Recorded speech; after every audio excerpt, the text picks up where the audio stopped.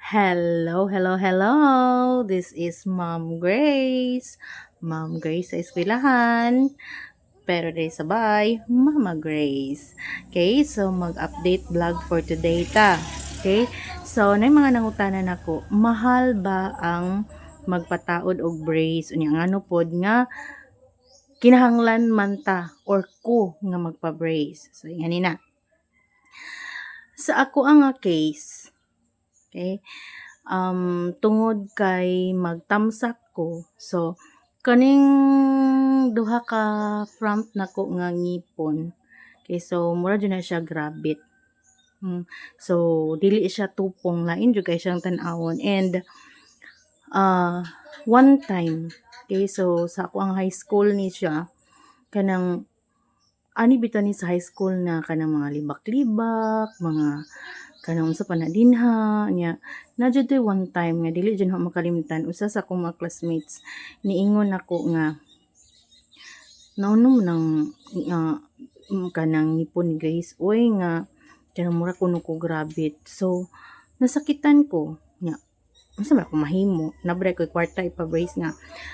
Sa unang panahon lisod ug mahal kaayo ang magpa-brace. So ako na lang tunggi kuan, gi go with the flow na lang unya.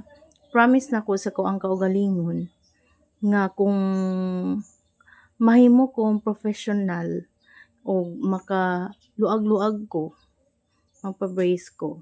So mao ni siya. Ang ako ang nagasto ani is ning down ko og 14,000 kay 28 during sa ako ang time, pila na mga 100 years na. Bitaw. So 28,000 kay magdepende pod kuno na sa imuhang ngipon, kung sa status sa imong ngipon. Katong kaning sa ako is as in katong mga nakailan ako kahibaw jud mo nga kanang grabe, as in lain jud kaayo. Unya nganong hantod karon after 100 years nag-brace pa man ko gihapon tungod kay paragsara man ko magpa-adjust. Kati amadto po tagbilaran niya mura jud ni atong adtuon. During that time kanang 28,000 man ni down nako og katunga so 14. So kada adto nako didto matag 1,500 nga na until such time nga mabuo na nimo gatag ang 28,000. So mo na siya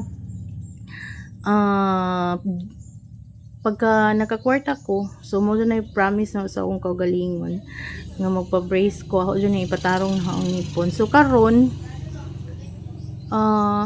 na fully paid naman po na ito ginahinay. So ano siya, update. So dili na po siya kayo, na po siya kuan, na po siya ka ng nga nato ani ang muraog kausaban. So murag nakagain pud nako siya og self-confidence kay ngano sa una kung smile ko, jud. Pero karon murag pwede naman sa ipakita na to atong ngipon. So yan na. So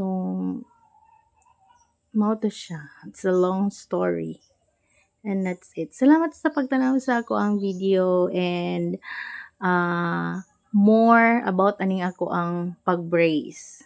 Okay, magaman po tag another kuan kung unsay mga advantage or disadvantage kung mag-brace. And that's it. Bye. God bless sa tanan.